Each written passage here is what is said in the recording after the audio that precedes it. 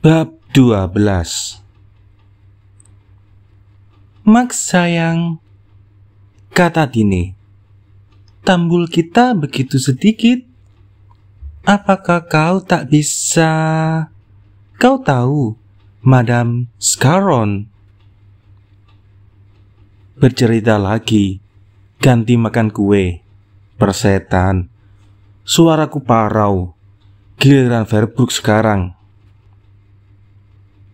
Ya, Tuan Verbrook, gantikanlah Max, Nyonya Havelar memohon.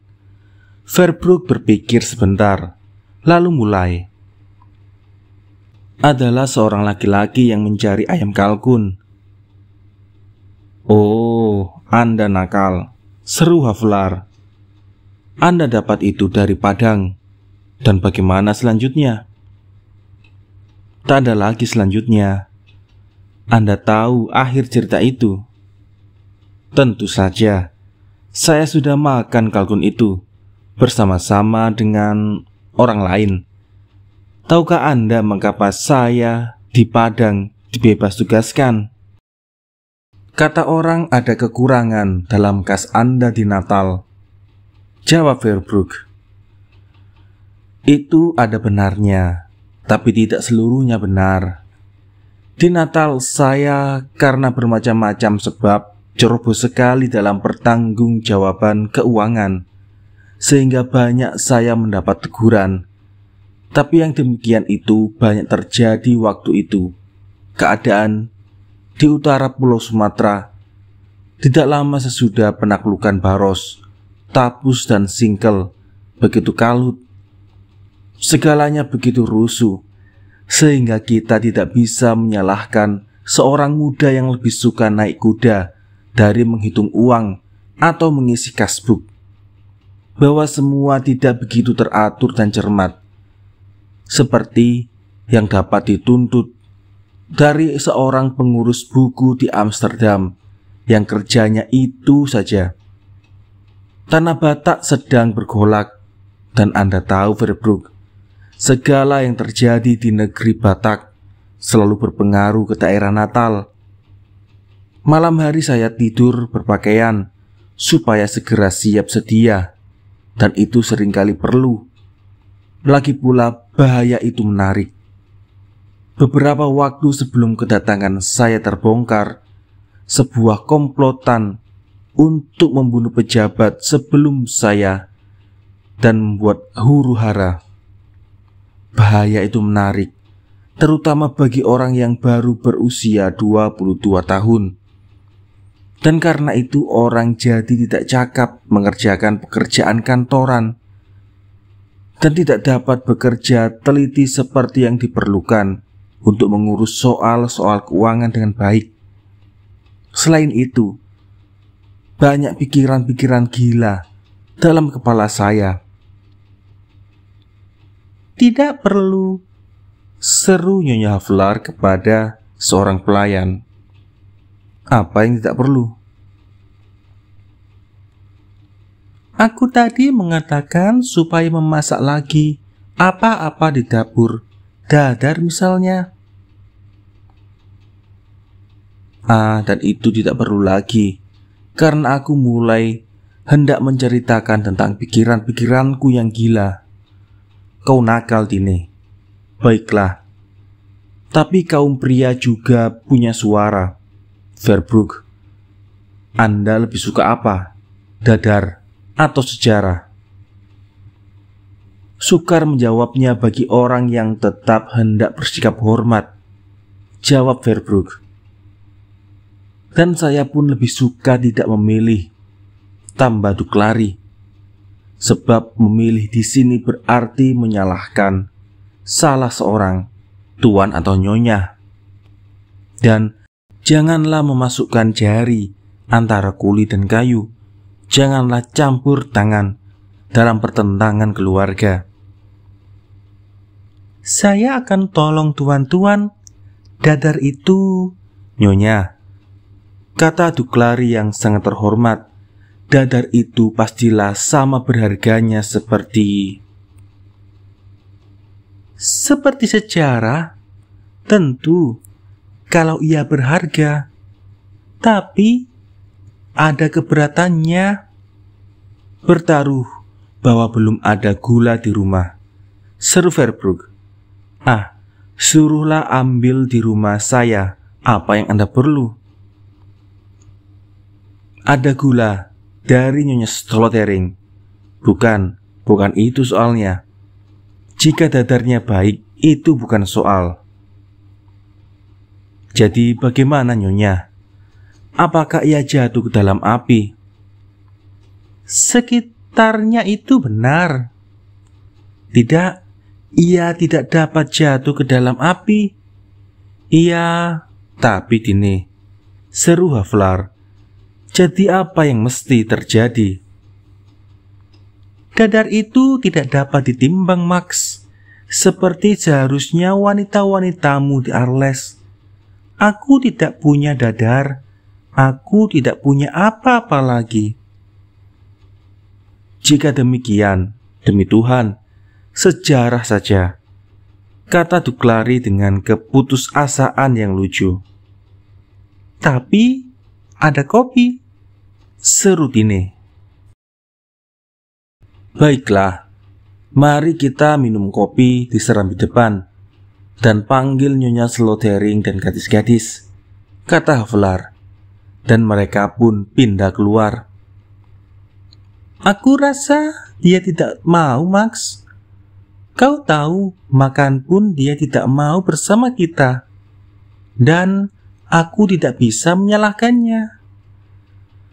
Mungkin dia telah mendengar bahwa aku suka menceritakan hal-hal yang sudah terjadi, kata Havlar, dan karena itu ia enggan mendekat. Tidak Max, bukan itu soalnya. Dia tidak mengerti bahasa Belanda. Tidak, dia mengatakan kepadaku bahwa ia hendak mengurus rumah tangganya sendiri. Dan aku mengerti. Kau masih ingat bagaimana kau menerjemahkan namaku? E.H.V.W. Hagen Hart Velward. Dapur sendiri sangat berharga. Itu dia. Dia benar.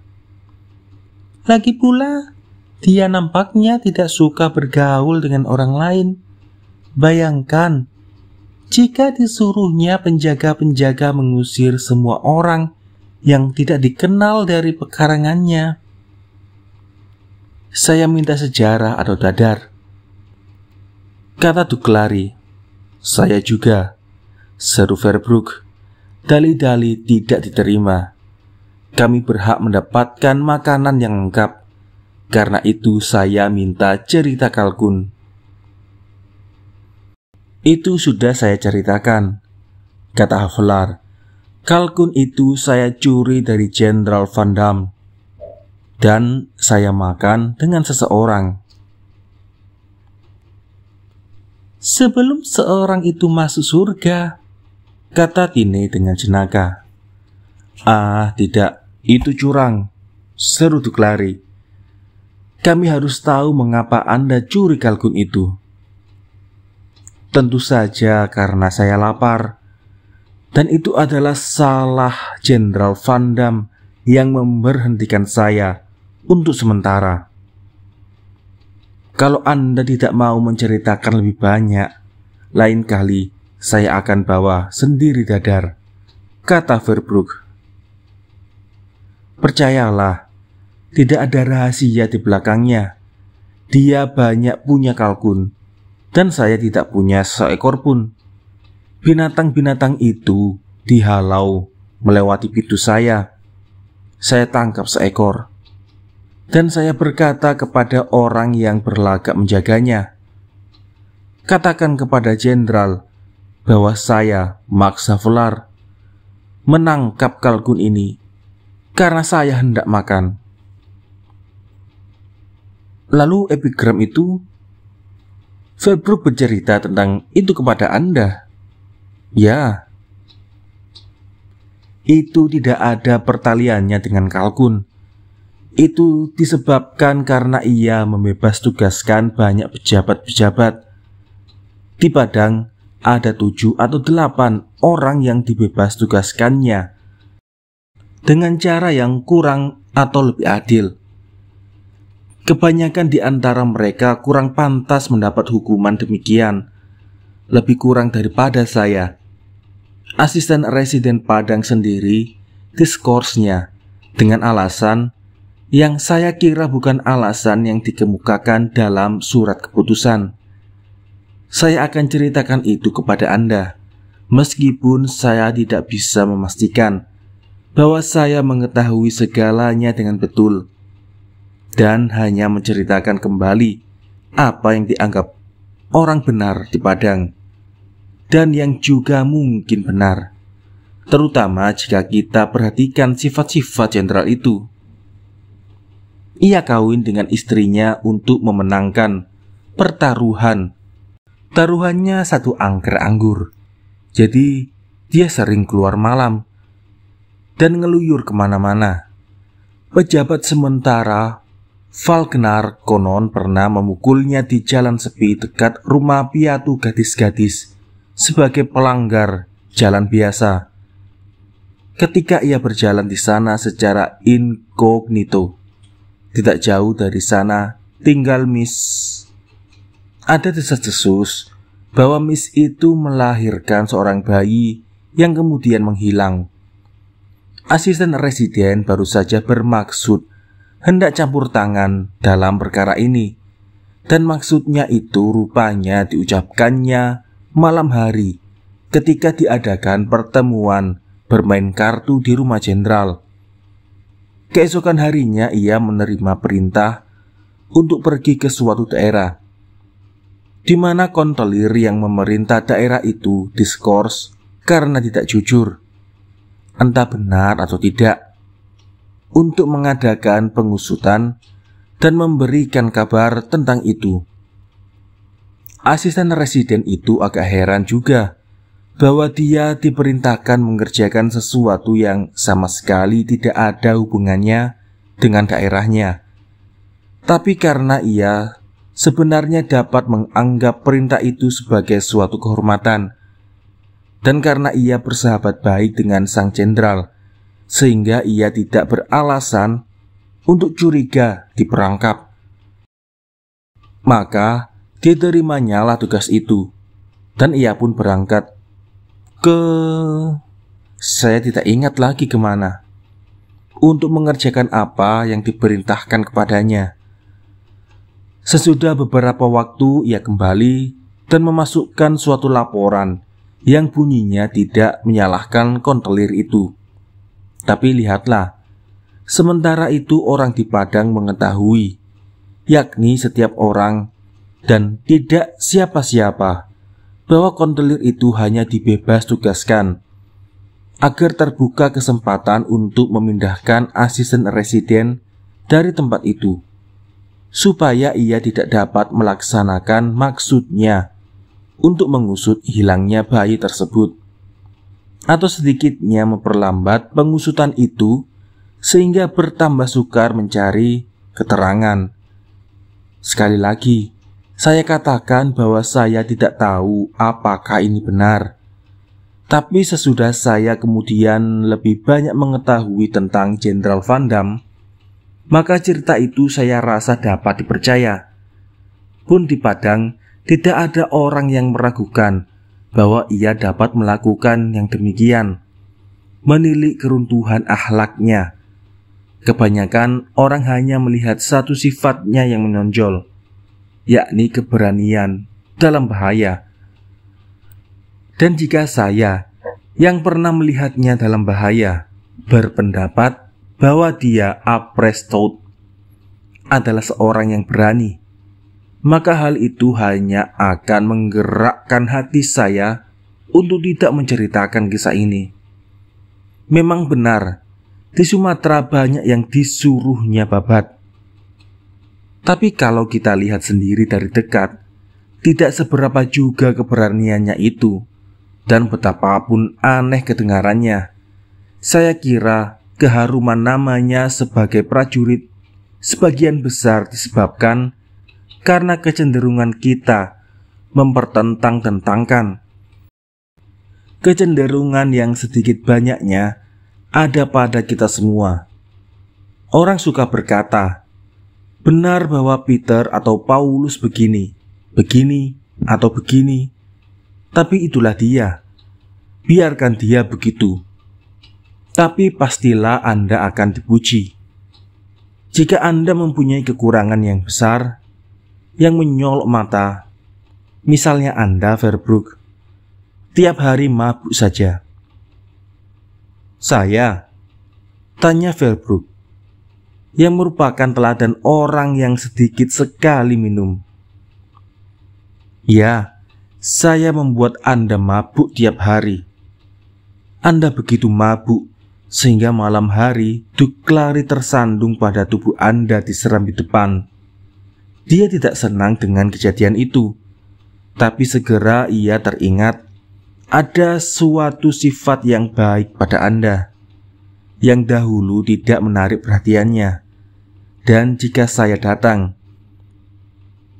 dan saya temukan Anda begitu horizontal, maka ia akan memegang tangan saya dan berkata, percayalah, biasanya ia baik, saleh, dan pandai. Itu saya katakan tentang Verbrook. Juga apabila ia berdiri vertikal, kata Duclari. Tapi tidak begitu berapi-api dan penuh keyakinan. Cobalah ingat betapa sering orang berkata, oh, kalau laki-laki itu suka berhati-hati, pasti ia jadi orang berarti. Tapi lalu menyusul cerita bagaimana ia tidak berhati-hati, jadi bahwa ia bukan siapa-siapa. Dan saya kira saya tahu sebabnya. Pun mengenai orang yang sudah meninggal, kita hanya mendengar yang baik-baik saja, yang dahulu tidak pernah diperhatikan. Ini disebabkan karena mereka itu tidak mengganggu siapa-siapa lagi. Semua orang boleh dibilang bersaing.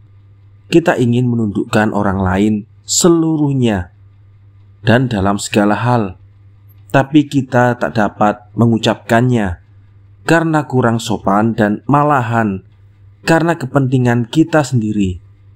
Sebab segera juga tidak ada orang yang percaya kepada kita, meskipun kita mengatakan sesuatu yang benar. Jadi harus dicari jalan memutar, dan lihatlah bagaimana kita melakukannya. Jika Anda, Duclari, mengatakan Letnan Slobkus seorang prajurit yang baik, sungguh ia seorang prajurit yang baik. Saya tidak cukup mengatakan kepada Anda betapa baik Letnan Slobkus sebagai prajurit, tapi dia bukan seorang ahli teori. Bukankah Anda mengatakan demikian, Duclari? Saya tidak pernah mengenal atau melihat seorang letnan yang bernama Slobkus. Baiklah, ciptakan sekarang dan katakan demikian tentang dirinya. Baik, saya ciptakan dia dan saya katakan demikian. Tahukah Anda apa yang Anda katakan sekarang? Anda mengatakan bahwa Anda, Duclari, aseval. Mengenai teori saya tidak lebih baik sedikit pun. Percayalah, kita berlaku tidak adil untuk memarahi orang yang jahat, sebab orang yang baik di antara kita sangat dekat kepada yang jahat. Sebutlah kesempurnaan itu 0 dan yang jahat 100 derajat. Alangkah kelirunya kita yang terombang-ambing antara 98 dan 99 menyeru haru kepada seseorang yang berdiri di atas 101. Dan saya kira masih banyak orang yang tidak mencapai derajat yang ke-100 karena ketiadaan sifat-sifat yang baik. Misalnya keberanian untuk sungguh-sungguh menjadi dirinya sendiri. Aku keliru berapa derajat, Max? Aku memerlukan kaca pembesar untuk bagian-bagian derajat yang lebih kecil, Dine. Saya keberatan, kata Verbrook. Tidak, Nyonya. Bukan terhadap dekatnya Anda kepada Nol. Bukan. Ada pejabat-pejabat yang dibebas tugaskan. Ada bayi yang hilang. Ada seorang jenderal dituduh. Saya minta lapis. Ini, usahakanlah supaya lain kali ada apa-apa di rumah. Tidak, Verbrook. Anda tidak akan mendapat lapis. Sebelum saya puas bicara tentang pertentangan-pertentangan yang saya senangi, saya mengatakan tiap orang melihat dalam manusia sesamanya semacam saingan. Orang tidak boleh selalu mencela. Hal itu akan menyolok. Karena itu kita suka memuji suatu sifat yang baik berlebih-lebihan, supaya tambah menjelaskan sifatnya yang buruk. Yang sebenarnya itulah yang hendak kita tonjolkan, tanpa memberikan kesan bahwa kita berpihak. Jika ada orang yang marah kepada saya karena saya mengatakan anak gadisnya cantik, tapi ayahnya seorang pencuri, maka saya menjawab, bagaimana Anda marah tentang itu? Saya mengatakan bahwa anak Anda seorang gadis yang manis. Anda mengerti bahwa jawaban ini menguntungkan lipat ganda. Kami keduanya adalah tukang warung. Saya menarik langganannya yang tidak mau membeli rusen pada seorang pencuri. Dan sekaligus orang mengatakan tentang saya bahwa saya seorang baik, sebab saya memuji anak gadis seorang saingan. Tidak begitu buruk maksudnya, kata Duklari. Itu terlalu. Anda berpendapat demikian karena perbandingannya saya buat singkat dan tegas. Anda harus membayangkan ucapan saya, dia seorang pencuri, sebagai ucapan terselubung. Tapi jika kita sungguh-sungguh hendak mengakui bahwa seseorang memiliki suatu sifat yang patut dihormati, dijunjung, atau dikagumi, maka kita merasa senang jika dapat menemukan di samping sifat itu suatu yang kurang, yang membebaskan kita sebagian atau seluruhnya dari upeti berupa sanjungan yang wajib. Kepada penyair semacam itu kita harus hormat, tapi ia memukul istrinya. Lalu kita pakai bekas-bekas yang biru pada badan perempuan itu sebagai alasan untuk tidak menghormati penyair itu. Dan akhirnya kita merasa senang bahwa ia memukul istrinya, yang sungguh merupakan suatu perbuatan yang buruk. Jika kita harus mengakui bahwa seseorang mempunyai sifat yang membuat ia pantas dijunjung tinggi, jika kita tidak dapat lebih lama mengingkari keistimewaannya tanpa orang menuduh kita tidak tahu apa-apa, tidak punya perasaan atau iri hati, maka kita mengatakan, baiklah, dia patut dijunjung tinggi. Tapi sementara orang menaruhnya di atas tempat yang tinggi, dan orang yang dihargai itu mengira bahwa kita sungguh kagum dengan keistimewaannya, kita sudah membuat jerat di dalam lasso yang dimaksud untuk menariknya ke bawah. Pada kesempatan baik yang pertama, makin banyak mutasi di antara inhaber, pijakan kaki, makin besar harapan bagi setiap orang untuk mendapat giliran pula. Dan ini adalah suatu kenyataan, sehingga kita karena kebiasaan dan untuk latihan, seperti seorang pemburu yang menembak burung gagak tanpa memungutnya, juga ingin meruntuhkan patung-patung yang pijakannya tidak akan pernah kita naiki. Jika Kapelman makan sirkol dan minum bir murah, ia suka berkata, Iskandar tidak agung, dia serba berlebih-lebihan. Walaupun Kapelman tidak perlu bersaing dengan Iskandar dalam penaklukan dunia, bagaimanapun juga saya yakin bahwa kebanyakan orang tidak akan pernah menganggap Jenderal Van Damme begitu berani jika keberaniannya itu tidak dapat dipergunakan untuk ucapan yang selalu ditambahkan tapi tidak punya rasa susila. Lagi pula ketiadaan rasa susila itu tidak akan dianggap begitu penting oleh kebanyakan orang yang juga bukan orang yang bersih sama sekali. Jika mereka tidak memerlukannya untuk meniadakan keharuman namanya sebagai orang yang berani, keharuman yang membuat beberapa orang tidak dapat tidur. Satu sifatnya yang istimewa, ia punya kemauan yang kuat. Apa yang diniatkannya harus terjadi, dan biasanya terjadi juga kemudian. Tapi Anda lihat bahwa saya segera mengemukakan kebalikannya lagi. Tapi dalam pemilihan cara-cara, dia agak bebas. Dan seperti Van der Palm, menurut anggapan saya kurang tepat mengatakan tentang Napoleon, rintangan-rintangan kesusilaan tidak pernah menjadi halangan baginya. Maka tentu lebih mudah orang mencapai tujuannya dari apabila ia merasa terikat oleh rintangan semacam itu. Singkatnya, asisten residen Padang memberikan laporan yang baik bunyinya mengenai kontelir yang dibebas tugaskan itu, yang karena itu pemecatannya dirasakan kurang adil. Desas-desus di Padang terus juga beredar. Orang bicara tentang si anak yang hilang. Asisten residen terpaksa memeriksa lagi perkara itu. Tapi sebelum ia sempat menjernihkan persoalan, ia mendapat surat keputusan dari Gubernur Sumatera Barat yang membebas tugaskannya karena melalaikan kewajiban. Dikatakan bahwa ia karena rasa persahabatan atau rasa kasihan memberikan gambaran yang palsu tentang perkara kontelir itu, meskipun ia mengetahui hal yang sebenarnya.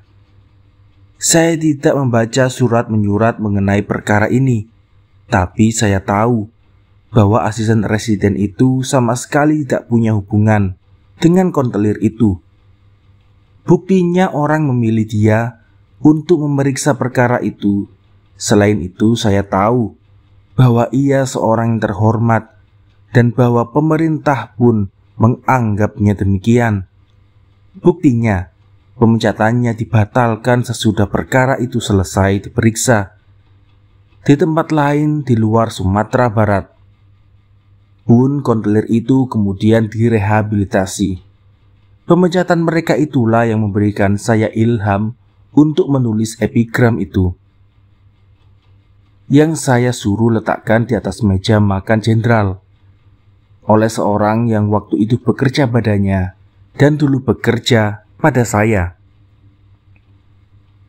Putusan pemecatan berpindah-pindah memerintah kita sambil memecat. Yan serba pecat gubernur, manusia serigala zaman sekarang. Memecat nuraninya sendiri dengan gembira. Kalau belum ia memecatnya lama sudah untuk selama-lamanya.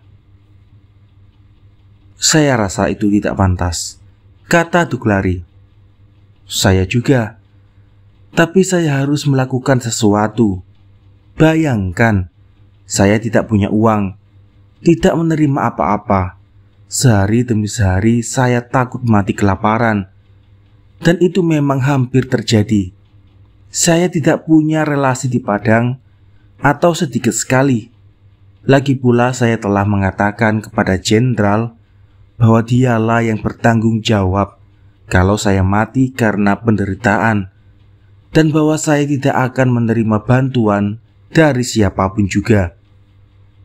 Di pedalaman ada orang yang mendengar tentang keadaan saya dan mengundang saya untuk datang ke rumahnya. Tapi jenderal melarang memberikan surat jalan kepada saya untuk pergi ke sana.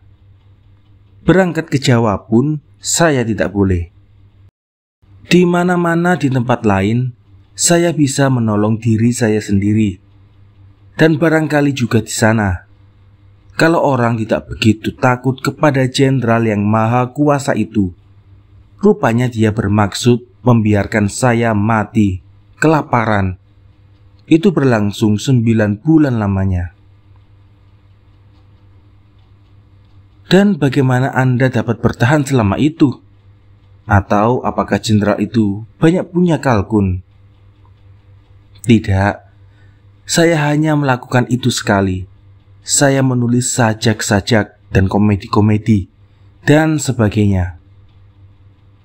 Dan Anda tidak bisa beli beras dengan itu di Padang? Tidak. Dan saya pun tidak minta beras untuk itu. Tidak. Lebih baik tidak saya katakan bagaimana saya hidup waktu itu. Tine menjabat tangannya. Dia tahu. Saya membaca beberapa baris yang kabarnya Anda tulis waktu itu di belakang sehelai kwitansi, kata Verbroek. Saya tahu apa maksud Anda. Baris-baris itu melukiskan keadaan saya. Ketika itu ada sebuah majalah, The Copist. Saya berlangganan karena majalah itu dilindungi oleh pemerintah. Redakturnya amtenar pada sekretaris umum. Uang langganannya dibayar kepada kas negeri. Saya disodori kwitansi sejumlah 20 gulden. Uang itu harus diurus di biro-biro gubernur. Dan kwitansi itu jika tidak dibayar harus melalui biro-biro itu untuk dikembalikan ke Betawi. Maka saya pergunakan kesempatan itu untuk memprotes kemiskinan saya di belakang kwitansi. 20 gulden alangkah banyak. Selamat tinggal sastra, selamat tinggal kopis. Nasibku malang, aku mati kelaparan. Hatiku sedih, kesal, dan geram. 20 gulden, 2 bulan makan.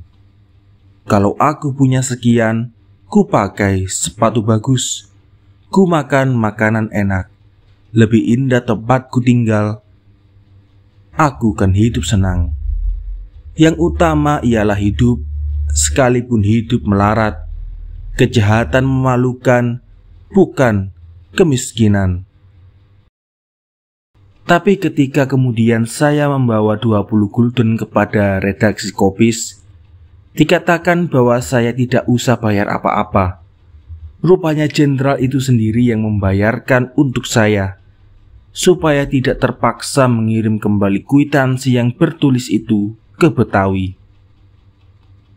Tapi apa yang dilakukannya sesudah Anda mengambil kalkun itu? Itu kan pencurian. Dan sesudah epigram itu, dia menghukum saya kejam sekali. Jika saya untuk soal-soal itu disuruhnya diadili karena bersalah tidak menghormati gubernur Sumatera Barat. Hal mana pada waktu itu bisa saja ditafsirkan sebagai usaha untuk merobohkan kekuasaan Belanda dan menghasut untuk memberontak atau mencuri di jalan umum. Maka ia membuktikan bahwa ia seorang manusia yang baik hati. Tapi tidak, dia menghukum saya dengan cara yang lebih baik. Kepada orang yang menjaga kalkun itu, ia memerintahkan supaya selanjutnya mengambil jalan lain. Dan mengenai sajak saya itu, lebih sial lagi. Dia tidak mengatakan apa-apa dan tidak berbuat apa-apa.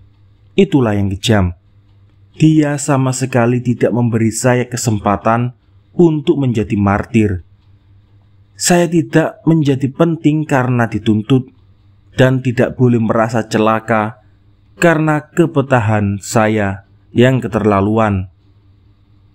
Sungguh, saya jadi muak dengan epigram dan kalkun. Karena tidak adanya perhatian, padamlah api jenih. Sampai nyalanya yang terakhir, inklusif. Saya tidak pernah melakukannya lagi.